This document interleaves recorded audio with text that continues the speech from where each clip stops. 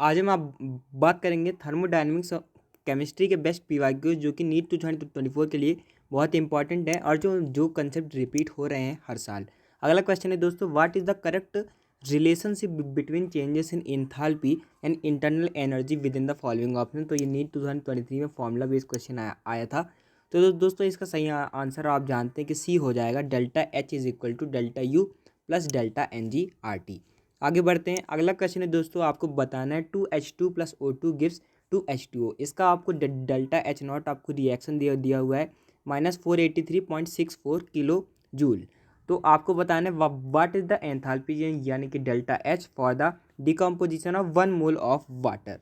तो दोस्तों आपको 2 मोल का दिया हुआ है -483.64।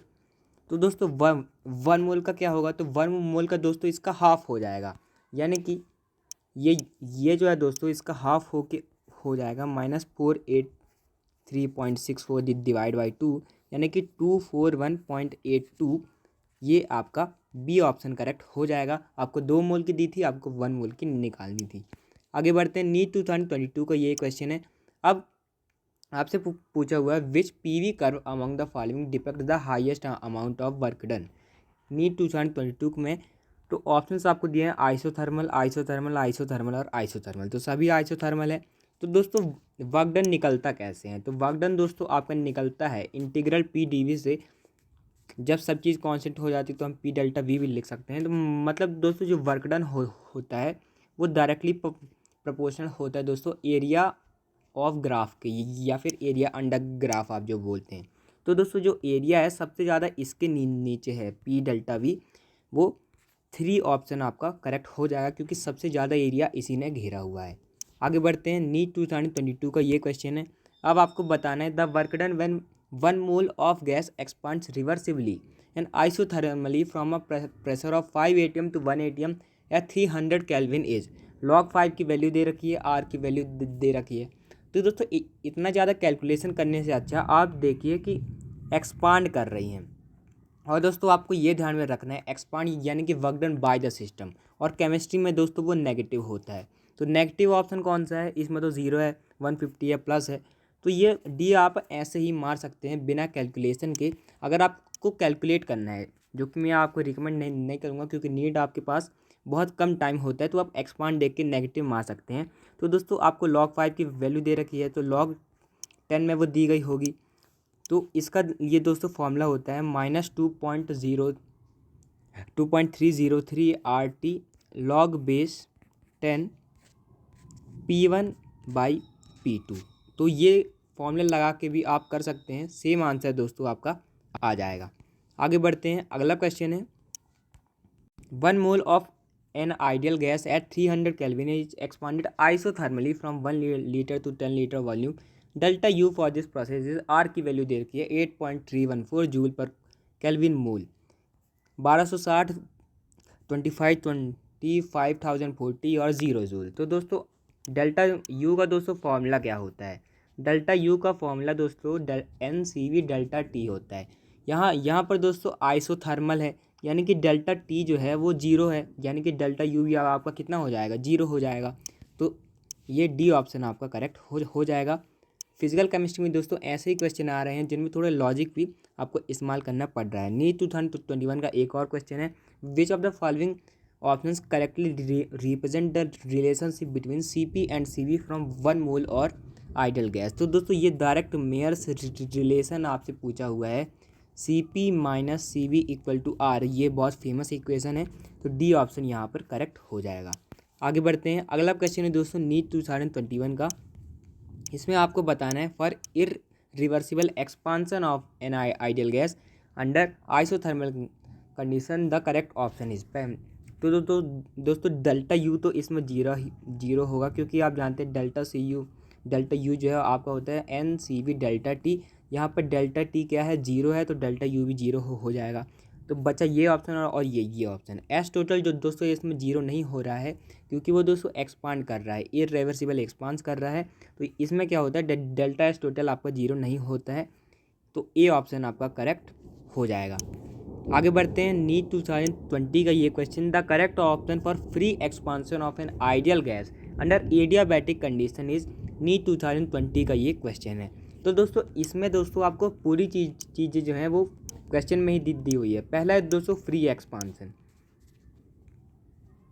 एक्सपांसन यानी कि दोस्तों पी एक्सटर्नल जीरो है, और जैसे ही दोस्तों पी एक्सटर्नल जीरो हुआ तो work done is equal to P external delta V. आपका पी एक्सटर्नल जीरो है तो वर्क डन भी आपका क्या हो जाएगा, जीरो हो जाएगा। और दोस्तों और क्या दिया हुआ है, एडियाबैटिक दिया हुआ है। तो एडियाबैटिक में दोस्तों क्या होता है, एनर्जी का एक्सचेंज जीरो होता है। और दोस्तों फर्स्ट लॉ ऑफ थर्मोडायनेमिक्स से आप जानते हैं कि जो दोस्तों जो आपका डेल्टा क्यू होता है वो होता है आपका delta W plus delta U. तो दोस्तों यहाँ पर डेल्टा क्यू भी जीरो है, डेल्टा डब्ल्यू भी जीरो, मतलब डेल्टा यू भी यहाँ पर जीरो हो जाएगा। तो सब चीज़ यहाँ पर दोस्तों जीरो हो जाएंगी। तो आपका डी ऑप्शन आपका करेक्ट हो जाएगा। डेल्टा यू जीरो है तो आपका डेल्टा टी भी जीरो हो जाएगा। आगे बढ़ते हैं। नीट 2020 का ये क्वेश्चन है, if for a certain reaction delta H reaction is 30 kilo joule per mole at 450 kelvin, the value of delta S R in joule per kelvin mole for the same reaction will be spontaneous at the same temperature in NEET 2020 का ये question है। तो दोस्तों यहाँ पर आपको logic लगाना है।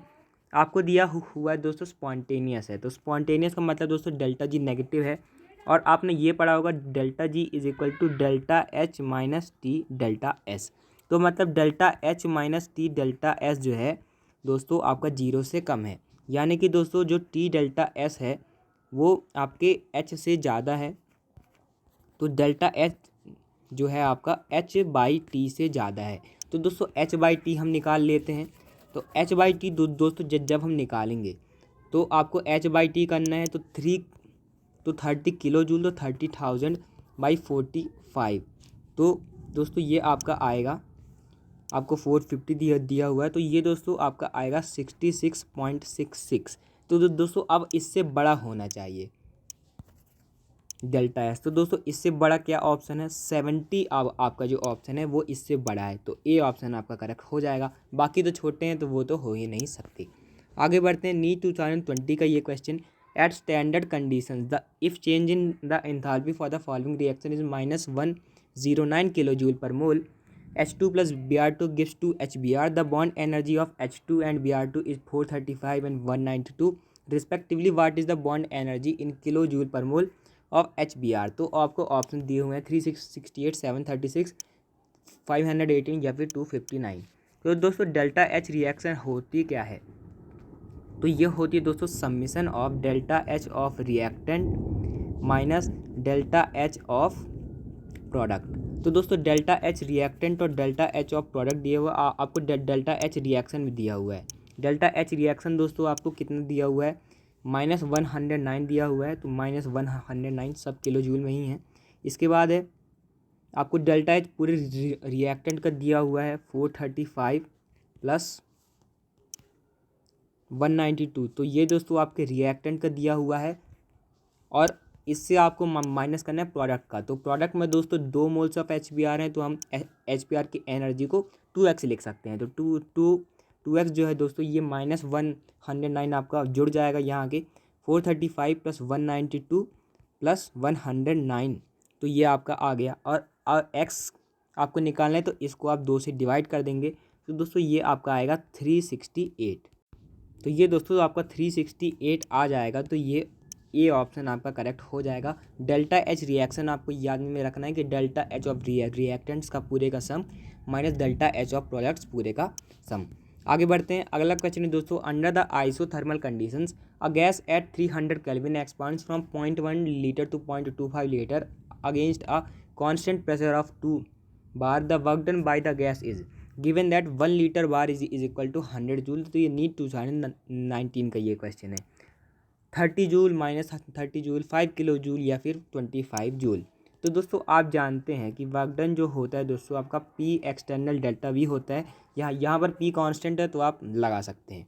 पी दोस्तों कांस्टेंट जो प्रेशर है आपको दिया हुआ है 2 बार, और डेल्टा वी आपको फाइनल में से इनिशियल माइनस करना पड़ेगा। तो 0.25 माइनस 0.1 लीटर।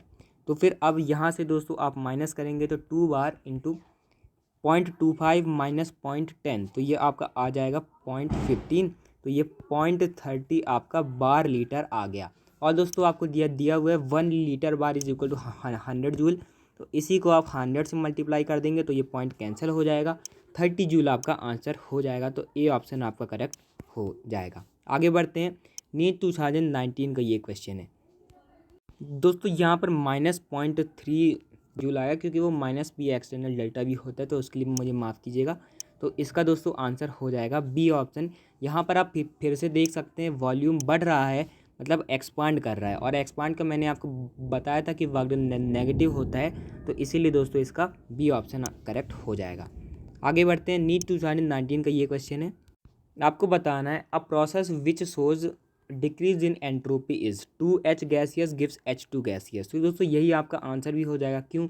डेल्टा एस में दोस्तों डिक्रीज, मतलब दोस्तों जो आपका एस फाइनल है वो जो है दोस्तों आपके एस इनिशियल से छोटा है, यानी कि आपका जो डेल्टा एस है वो नेगेटिव है, यानी कि प्रोसेस क्या है दोस्तों, स्पॉन्टेनियस है। तो 2H मिलकर H2 बनते हैं, ये हम सब जानते हैं, तो इसीलिए ए ऑप्शन आपका करेक्ट हो जाएगा।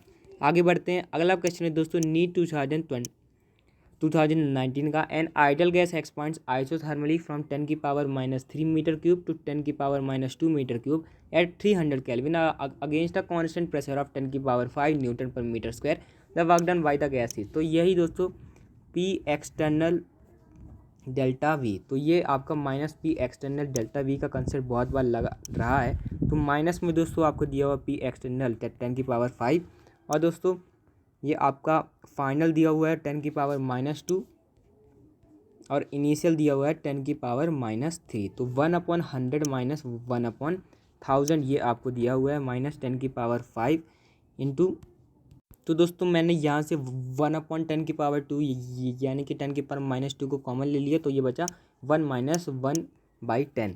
तो दोस्तों अब आप यहाँ से कर सकते हैं -10 की पावर 5 जो है ये 10 की पावर 3 हो जाएगा, और ये 1 - 1/10 आपका 9/10 हो जाएगा। तो ये 10 से ये कैंसिल होगा, तो ये आपका आ जाएगा दोस्तों -900 जूल। कैलकुलेशन आप बाद में फिर से भी कर सकते हैं, तो बी ऑप्शन आपका करेक्ट हो जाएगा।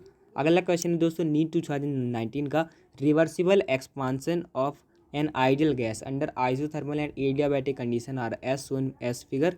नीट 2019 में आपसे पूछा कि क्या इसमें से सही नहीं है। Delta S isothermal is greater than delta S adiabatic, तो ये दोस्तों सही बात है। आपको ये ध्यान में रखना है कि जो डेल्टा एस एडियाबैटिक है आइसोथर्मल से कम होती है। इसके बाद है T A is equal to T B. तो दोस्तों ये आइसोथर्मल प्रोसेस का ग्राफ है, यानी कि ये भी दोस्तों आपका ट्रू स्टेटमेंट है, हमें फॉल्स बताना है। Work done isothermal greater than work done adiabatic, तो ये भी दोस्तों एक फैक्ट है कि जो आइसोथर्मल का जो वर्क डन होता है वो एडियाबैटिक से ज़्यादा होता है। T C greater than T A, तो ये दोस्तों गलत हो जाएगा क्योंकि दोस्तों एडियाबैटिक में क्या होता है, जो टेम्परेचर है वो गिरता है, तो जो टी सी है वो टी ए से बड़ा तो नहीं हो सकता है अकॉर्डिंग टू फिगर। तो ये डी ऑप्शन आपका करेक्ट हो जाएगा। तो दोस्तों आज का वीडियो अगर आपको अच्छा लगा तो चैनल को जरूर सब्सक्राइब कीजिएगा, और दोस्तों आप हमारी कम्युनिटी पोस्ट में आना मत भूलिएगा, वहाँ पर हम दोस्तों आपके लिए डेली MCQs अपलोड करते रहते हैं। आगे की वीडियोज़ के लिए आप आगे के केमिस्ट्री PYQs की प्लेलिस्ट को फॉलो कर सकते हैं। Thanks for watching, keep learning.